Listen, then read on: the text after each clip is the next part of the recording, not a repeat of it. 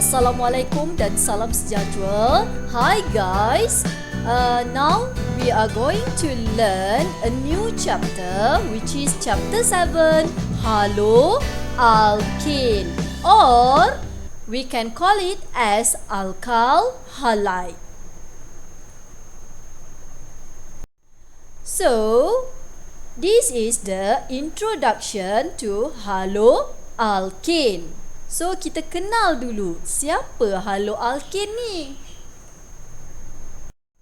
Okay, so this is the general formula in halo alkene. So normally halo alkene consists of X here. X refer to fluorine, chlorine, bromine or iodine. So if in that compound consists of these atoms, so we can classify that compound as halo alkane. So haloalkane will contain halogen that bonded to sp3 carbon. So this is the name of haloalkane if we want to use in the nomenclature. Fluorine we call as fluoro, chlorine chloro, while bromine bromo, and the last one we have iodine iodo.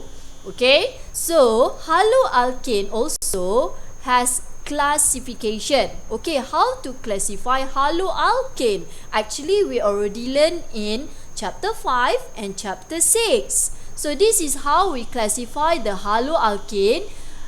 If the X means refer to fluorine, chlorine, bromine, iodine. If X bond with primary carbon, so we classify that compound as primary haloalkane. If halogen bond with secondary carbon, so we classify that compound as secondary haloalkane. And the last one we have tertiary haloalkane if halogen bond with tertiary carbon. So remember guys, the classification of haloalkane should depends on the class of carbon atom.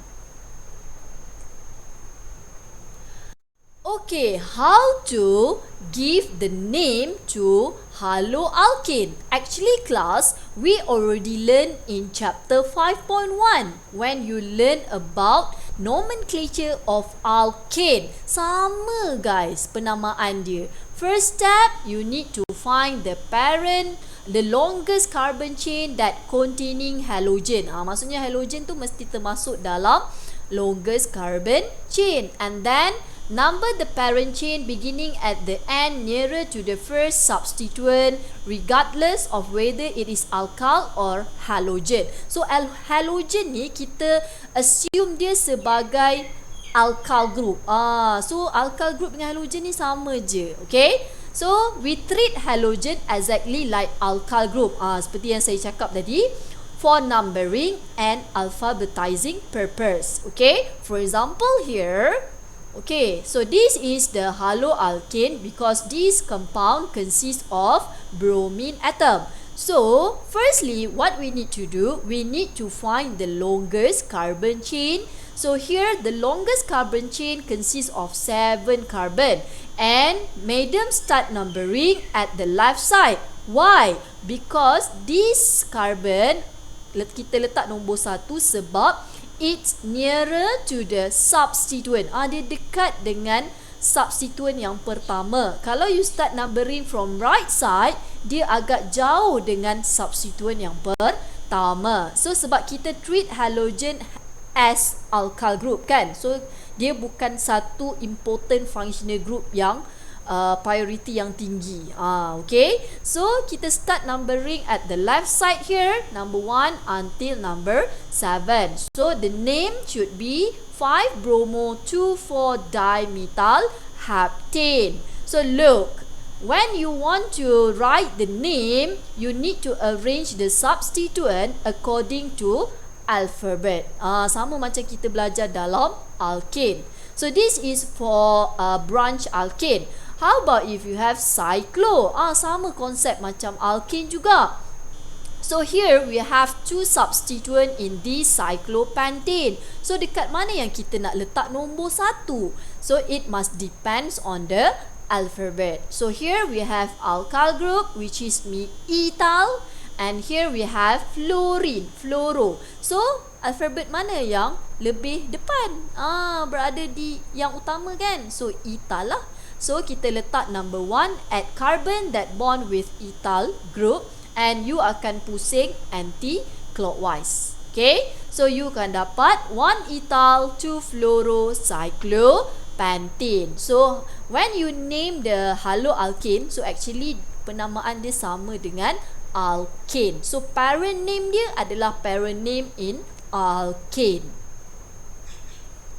Okay, so in halogen, in haloalkane, haloalkane is polar molecule. Why haloalkane is polar molecule? Because it consists of halogen. So the carbon halogen bond actually is polar bond. Why? The electronegative halogen create a polar bond, making carbon atom as electron deficient. Like this. Okay. So that's why later we are going to learn about the chemical reaction of haloalkane. So haloalkane will undergo the type of reaction nucleophilic substitution. So why? Because this carbon atom is electrophilic site. So it will susceptible for nucleophile to attack this carbon. Okay. So, ni jawapan dia lah. Because alkyl halide contain electrophilic carbon, they react with electron-rich reagent which is nucleophile. So, that's why nucleophile will substitute into this haloalkane.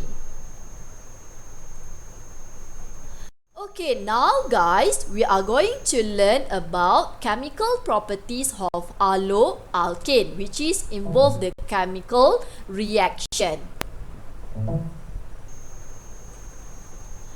Okay, so actually we have 8 chemical reaction in haloalkane. So the first reaction, which is the elimination reaction. So actually this reaction we already learned in chapter 5.2, which is the preparation of alkenes. So actually from haloalkane you boleh dapat alkenes.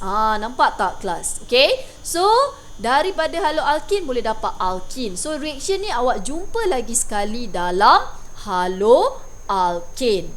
Okay, so next we are going to focus more in nucleophilic substitution reaction. So this is something new for you. So ingat, in haloalkane it will involve nucleophilic substitution. Why? Because this carbon in haloalkane will act as electrophile. So we are going to substitute nucleophile ke dalam haloalkane. Substitution class, maksudnya nucleophile masuk, so the halogen atom will remove. Dia akan keluar lah. Okay, so actually we have 2 type of nucleophile. We have strong nucleophile and weak nucleophile. Okay, strong nucleophile come from OH minus ion or come from methoxide ion atau datang daripada cyanide ion. So ke semua ion untuk strong nucleophile ni normally come from salt. So contoh macam ni kelas, OH minus ni datang daripada NaOH. Kalau dia datang daripada NaOH, dia adalah strong nucleophile. While this methoxide ion also come from salt, which is CH3ONa. So this one come from salt. Na ni dia tak terlibat, dia sebagai spectator ion. And then Cn minus ni also boleh datang daripada NaCN atau KCN, also come from salt. Okay, so nucleophile yang datang daripada salt adalah strong nucleophile, while weak nucleophile is come from H2O. Nampak? H2O. Dalam H2O ni ada OH minus juga. So OH minus from H2O adalah weak nucleophile. And then kita ada this one, weak nucleophile, which is alcohol. So alcohol adalah weak nucleophile also. Okay, sebab dalam ni sebenarnya dia ada ni kelas, dia ada, kalau kita pecahkan, dia ada CH3O- dengan H+. So ini kita punya nucleophile. Sama dengan yang sebelah sini. Tapi yang CH3O- yang strong nucleophile come from salt. But CH3O- yang sebelah kanan ni come from alcohol. So yang datang daripada alkohol, dia adalah weak nucleophile. So and then ammonia juga adalah weak nucleophile. Dan juga this one kita ada carboxylate ion juga adalah weak nucleophile. Okay guys, now we look at the nucleophilic substitution reaction for haloalkane. We have 7 chemical reaction here. The first one is reaction with sodium hydroxide. Ini yang saya kata, if reaction with sodium hydroxide, the nucleophile that come from sodium hydroxide adalah nucleophile yang strong. Okay, so for example here, okay, saya bagi example terus senang kat sini. So kita ada haloalkane, okay, react with sodium chloride. So we know that inside this sodium, not sodium chloride, sodium hydroxide, inside this sodium hydroxide consists of OH- ion. So that OH- will be your nucleophile. So it will substitute with this chlorine atom. So chlorine akan keluar, OH akan masuk. So you akan dapat produk dia adalah alkohol. Nampak tak? Daripada haloalkane boleh dapat alkohol. Okay, either you write Cl- atau you juga boleh tulis sebagai like this. Kalau saya akan buat lengkap equation, akan dapat NaCl. Okay, so ini sebenarnya adalah leaving group yang keluar daripada haloalkane. So kalau kita buat equation, awak buat NaCl. Okay, next reaction with alkoxide ion. Okay, reaction with alkoxide ion di mana dia akan react dengan OR. OR tu adalah OCH3 ataupun boleh juga jadi macam-macam kelas. Okey, boleh juga jadi OCH2CH3. R ni refer kepada alkyl group. Okey, so what happen? Sama juga, bromine akan keluar here dan replace with this alkoxide ion. Okay, so you akan dapat this product, which is the product is ether. Daripada haloalkane boleh convert jadi ether. Itu bestnya chemical reaction. Next, number 3, reaction with excess ammonia. For example, like this, we have haloalkane react with ammonia. Okay, so what happen? So dekat ammonia ni nanti dia ada nucleophile. Nucleophile dia adalah, okay, dalam ni dia ada NH2- dengan H+. So nucleophile kita adalah NH2- tu. Tapi sebab ini kita buat dalam keadaan excess ammonia. So mesti memang kena ada excess Okay, so banyak lah, maksudnya banyak ammonia solution yang kita akan letak. So dia akan bentuk garam kat sini, iaitu NH4 plus Br minus. Okay, boleh? Okay, next, the fourth reaction is reaction with KCN or NaCN, sodium cyanide or potassium cyanide. So we know that this nucleophile that come from salt should be your strong nucleophile. Okay, so our nucleophile is Cn-. So for example here we have haloalkane react with sodium cyanide. So Cn will substitute into haloalkane, replace the chlorine atom. So the product kat sini either you dapat Cl- yang keluar ataupun you boleh tulis NaCl like that. Okay. Okay, number 5, reaction with alcohol. Okay, just now saya ada mention, if reaction with alcohol, the nucleophile involved is weak nucleophile. Nucleophile yang terbentuk adalah weak. Sebab dalam ni tadi saya ada bagi tahu, dia pecah, dia akan jadi CH3O- dengan H+. So this is our nucleophile. CH3O minus. Okay, so kita akan substitute CH3O minus, replace with chlorine tu. Chlorine tu akan keluar. So you akan dapat ether juga. Sama case macam reaction with alkoxide ion. Okay, boleh, dan akan keluar sebagai HCl lah, nampak sebab tadi kita ada H+, dia akan combine dengan Cl, so dapat HCl. Okay, number 6, reaction with acetate ion. Okay, acetate ion yang inilah. So CH3COO minus. Alright, so dekat sini you akan dapat ester nanti kelas. Wow, hebat kan? So daripada haloalkane you boleh dapat ester. So macam mana? So senang je, biar keluar, masukkan je acetate ion ni. Okay, so O ni terus attach dengan carbon, like this. Alright, CH3O, C double bond O, CH3, like this. So kita dapat ester.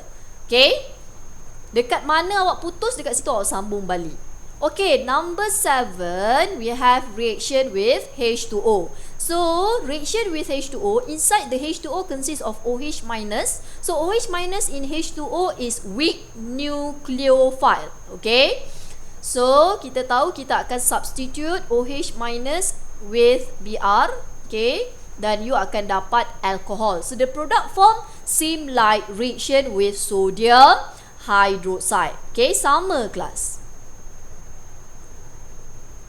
Alright guys, so this is the type of mechanism that involved in haloalkane. So we have two type of mechanism, ada dua sahaja, okay, which is the first one SN2 bimolecular nucleophilic substitution, SN1 unimolecular nucleophilic substitution. Tolong hafal ya nama ni.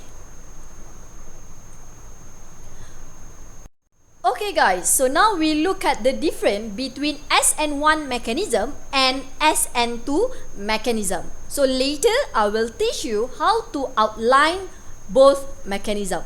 Okay, so this is general info about these two mechanism. Okay, we look at the SN1 mechanism. So actually SN1 mechanism hanya melibatkan one molecule sahaja dalam order of reaction dia, dalam reaction dia saja. Okay, so if you write the rate law for the SN1 mechanism, it should be like this: rate equal to K times with concentration haloalkane. So SN1 mechanism refer to the first order reaction. So in SN1 mechanism, dia akan ada formation of carbocation. Be careful guys, bila ada pembentukan carbocation, sometime that reaction will undergo rearrangement. Be careful. Okay, so in SN1 mechanism, it will involve two steps of reaction. The first one, formation of carbocation. The second step, reaction of carbocation with nucleophile. So this is the example of mechanism here. Look, first step, formation of carbocation. The chlorine or the bromine or the iodine or the fluorine will take out from the alkyl group kan. So dia dapat carbocation. And step number 2, nucleophile will attack your carbocation and you will produce the product. So this is the general mechanism in SN1 mechanism. Okay, so actually class, for SN1 mechanism, it must depends for this mechanism SN1 and SN2, it must depends on the order of reactivity for haloalkane. So normally tertiary haloalkane cenderung will untuk undergo SN1 mechanism. Why? Later I will explain to you. Okay, compared to secondary and primary. Okay, if SN2 mechanism, the reaction involve two molecule, haloalkane and nucleophile will apa orang kata terlibat dalam reaction tersebut, kedua-duanya dalam masa yang sama. So that's why the order of reaction for this mechanism is second order. So this is how you write the rate law. Rate equal to K Rx haloalkane times with nucleophile. So ini you dah familiar lah since kita dah belajar chapter 1. So in SN1 mechanism, it has the formation of transition state. And only involve one step reaction. Macam mana? Like this class. So this is the mechanism for SN2 mechanism. So later we will learn more about these two mechanism. So normally guys, the order of reactivity dia yang cenderung pergi buat SN2 ni adalah primary dengan methyl. So ini yang biasanya cenderung undergo SN2 mechanism. Tertiary will not undergo SN2 mechanism. Why? Kejap lagi saya explain. Okay? Alright guys, so this is the reason why tertiary haloalkane cannot undergo SN2 mechanism. Okay, so look, saya dah pecahkan dalam table supaya senang you nampak. Okay, primary and methyl haloalkane normally will undergo SN2 mechanism, while secondary boleh pergi dua-dua, both. So secondary haloalkane undergo both SN1 or SN2 mechanism. But we have the other factor if we want to determine the mechanism. Either it will undergo SN2 or SN1. Kena tengok jenis nucleophile, sama ada strong atau weak. Nanti kita akan bincang lebih lanjut dalam video yang seterusnya. Okay, while tertiary haloalkane will undergo SN1 mechanism. Kenapa? Later I will explain to you. So look at this rearrangement, this arrangement, not rearrangement, this arrangement. So if you look here, tertiary haloalkane cenderung untuk undergo SN1 compared to secondary, primary and methyl. So makin kurang dia punya stability, makin cenderung untuk undergo SN2 mechanism. Okay? Alright guys, so this is the reason why tertiary haloalkane cannot undergo SN2 mechanism. Okay, firstly awak kena faham SN2 mechanism kita akan buat backside attack. Nucleophile will attack from the backside. Dia akan attack dari belakang kelas. So bila banyak alkyl group, dia akan menyebabkan steric hindrance dia tinggi. So sebab tu dia kata dekat sini steric hindrance caused by bulky of alkyl group makes nucleophilic attack from the backside more difficult and they slow the reaction. Okay, for example, saya tunjuk dekat you all kat sini. Contoh kalau awak ada tertiary kan, awak ada CH3, CH3, kat sini CH3 and then you ada Br. Okay, so katakanlah you ada OH minus, you nak serang karbon ni kelas. Okay, you nak serang karbon tu.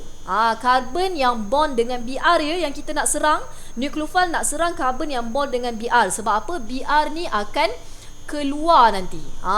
So kelas, cuba awak tengok, bila ada alkyl group di keliling karbon tersebut, dia mengganggu serangan dari belakang. Ni alkyl group. So dia ada steric hindrance yang besar di situ. Okay? So bila ada steric hindrance yang besar dekat situ, that's why this tertiary haloalkane cannot undergo SN2 mechanism, because nucleophile tak boleh serang dari belakang sebab ada gangguan bulky of alkyl group. Alah, macam ni lah kelas. Pernah pergi mall tak? Shopping complex, shopping mall, pernah tak? Katakanlah, okay, time COVID ni mungkinlah shopping mall lengang kan. Masa dulu-dulu kan, korang pergi shopping mall, kalau time weekend tu mesti ramai gila orang. Contohlah okay, kemudian kau nampak pakwa ke, boyfriend ke atau girlfriend ke curang dengan awak. Okay, so awak bawa pistol ni, sebab awak dah tahu dia nak curang kan. Awak bawa pistol ni, awak nak tembak dari belakang, tapi orang tengah ramai. Boleh tak awak nak tembak senang-senang je sebab orang ramai? Susah kelas. So crowded people tu kita anggap sebagai steric hindrance. Okay, so kata kalau tak ada orang langsung, boleh tak, senang tak awak nak tembak girlfriend atau boyfriend awak tu daripada belakang? Senang kelas. Okay, so that's why tertiary haloalkane cannot undergo SN2 mechanism because of the bulky of alkyl group. So nucleophile attack from the back side is impossible. Boleh tengok gambar yang sebelah ni kan. Okay, so impossible to attack from the back side. Ni nampak ni, alkyl group dia halang carbon ni kelas. Okay, boleh?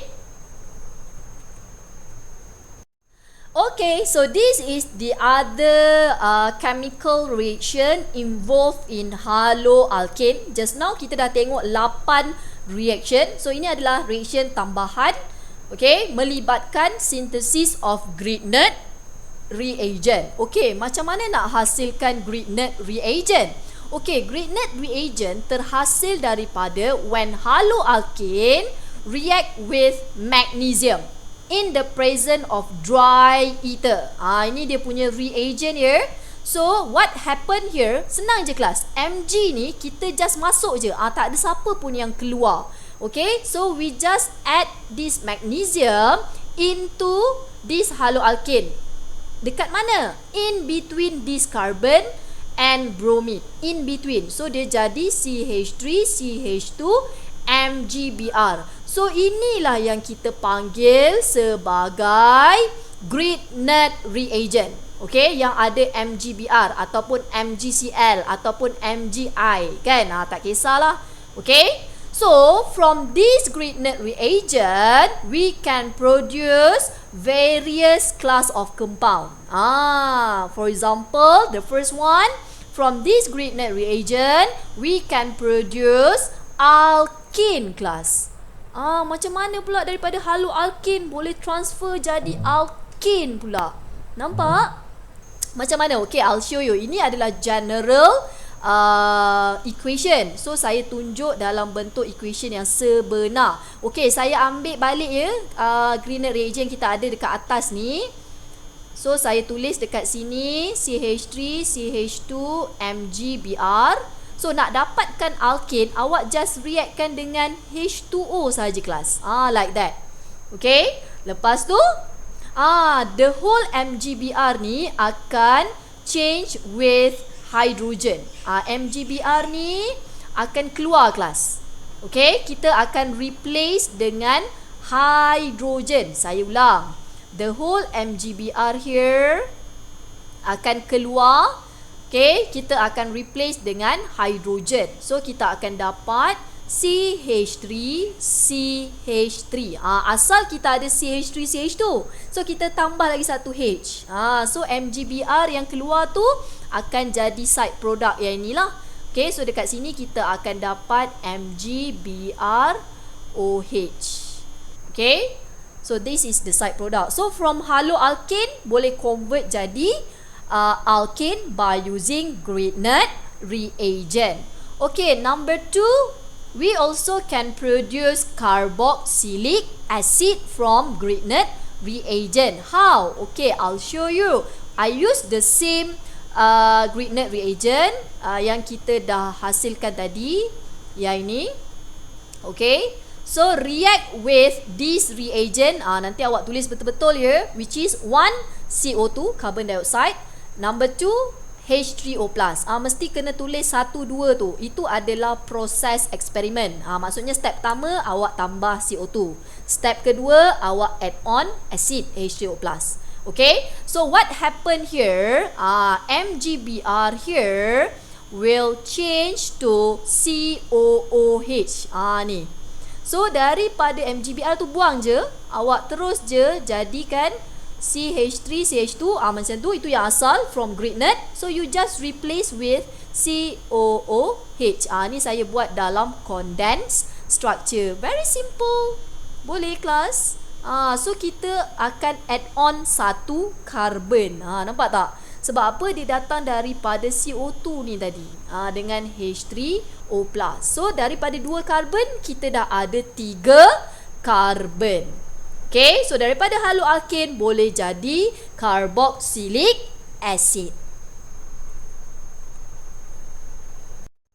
Okay, the third type of uses of Grignard reagent, we also can produce haloalkane, okay, daripada haloalkane untuk dapatkan alkohol. Okay, so dengan menggunakan Grignard reagent. So, how to produce alcohol? Dan ini sangat canggih kelas sebab dia boleh hasilkan primary alcohol, secondary alcohol and tertiary alcohol. So, how to classify this alcohol? Sama macam kita classify haloalkane tadi kelas. If OH group attached to one primary carbon, dia akan jadi primary alcohol. If OH group attached to secondary carbon, it will kita classify sebagai secondary alcohol dan juga tertiary alcohol. Sama macam classification of haloalkane. So how? Macam mana kita nak buat? Okay, Grignard reagent tadi yang kita dapat tu, kita reactkan dengan aldehyde and ketone. So Grignard reagent react dengan aldehyde dengan ketone, kita boleh dapat alkohol. Macam mana? Okey, yang pertama ni, macam mana nak hasilkan primary alcohol? Kita kena reactkan dengan aldehyde yang satu karbon sahaja. Baru dapat primary alcohol. So, apa yang berlaku? Double bond dekat sini akan break, dia akan bentuk new bond. Nampak tak? Ni bond yang baru. No more double bond at CO ni. Okey, dia akan bentuk bond yang baru dan kita akan masukkan alkyl group come from Grignard reagent. So, O tadi kita akan letak hydrogen. So, dapatlah alcohol. So, this is the basic concept in preparation of alcohol by using Grignard reagent. So, yang kedua pula, kalau kita nak dapatkan secondary alcohol, kita kena guna aldehyde yang lebih daripada satu karbon. Dan kalau nak dapatkan tertiary alcohol, kita kena guna ketone. Okey, nak nampak lebih jelas, saya guna yang real example. Okey, so this is the real example. Saya dah gantikan RR tu tadi. Okey, contoh dekat sini kita ada Grignard reagent. So dekat sini kita guna reagent Grignard reagent yang sama daripada yang first tadi, CH3, CH2, MgX. Okey, saya tak gantikan X ni sebab X ni boleh jadi bromin, iodine atau klorin. Fluorin sebab dia terlalu reaktif kelas. So susah kita nak buat dalam reaction. Okay, so what happen here? Okay, tengok kalau kita nak hasilkan primary alcohol, apa yang berlaku? Okay, tengok dekat sini, kita guna aldehyde yang satu karbon sahaja. Satu karbon sahaja. Okay, so ini dia aldehyde yang satu karbon. So kita ada reagent kat sini 1 ether 2 H3O+. So ini adalah reagent yang awak perlukan untuk reaction ni. Kenapa ada 1, 2? Ini adalah step of experiment. Okey, apa yang berlaku dekat sini? Awak buat macam ni kelas. Saya ajar macam ni. Okey, awak pecahkan C double bond O tu. Dia jadi macam ni kelas. Okey. So jadi CO. No more double bond. So bond yang satu lagi tu kita letak dekat bawah. Nampak tak? Okay, bond yang baru, new bond between carbon-carbon tu kita letak dekat bawah ni. Nampak ni kita pecahkan. So, dia jadi macam ni. So, bond yang dekat bawah yang baru ni kita replace dengan alkyl group CH3CH2 from Grignard reagent. So, masukkan betul-betul dekat mana dia putus. Dia putus dekat CH2 kelas. Nampak So, kita masukkan CH2 CH3. Bukannya CH3 CH2. Connectivity tolong jaga. Tolong jaga connectivity. Okey, sekarang cuba awak tengok. OH group attached to primary carbon. So jadilah primary alcohol. Nampak? Okey, if we want to prepare secondary alcohol, we need to react this Grignard reagent with the other aldehyde that consists of more than one carbon. Tadi kalau you react dengan aldehyde satu karbon, dia akan hasilkan primary alcohol. Tapi kalau you reactkan aldehyde 2 karbon, 3 karbon atau 4 karbon atau 5 karbon, it will produce secondary alcohol. So yang ini saya guna aldehyde yang paling simple, 2 karbon kat sini, nampak? C double bond OH CH3. So buat cara yang sama saya buat yang atas tadi, break the double bond here, one of the bond letak bawah. Okay, so this is the new bond come from the double bond just now. So dekat O letak H. So dekat ni kita akan letak alkyl group from Grignard reagent. So now look, this OH group. This OH group bond with secondary carbon. So that's why this we classify as secondary alcohol. Boleh nampak? And the third one, the tertiary alcohol will produce when Grignard reagent react with propanon atau ketone. Yang ni saya bagi propanon. Sebenarnya awak boleh react dengan mana-mana ketone. Depends on question lah. So dalam kes ni saya guna ketone yang 3 karbon. Awak juga boleh guna ketone 4 karbon atau 5 karbon. So ketone sahaja yang boleh hasilkan tertiary alcohol. Kalau awak guna ketone untuk hasilkan secondary alcohol, tak dapat. Okay, so ketone, yang ni saya guna ketone yang paling sikit karbon dia, 3 karbon, C double bond O, CC. So cara yang sama juga kelas, you break the double bond here, letak bawah. So this is the new bond. Okay, so O letak H macam biasa. So the new bond tadi kita bondkan dengan alkyl group from Grignard reagent. So look now, the OH group bond with tertiary carbon. So we classify as this compound as tertiary alcohol. Boleh guys?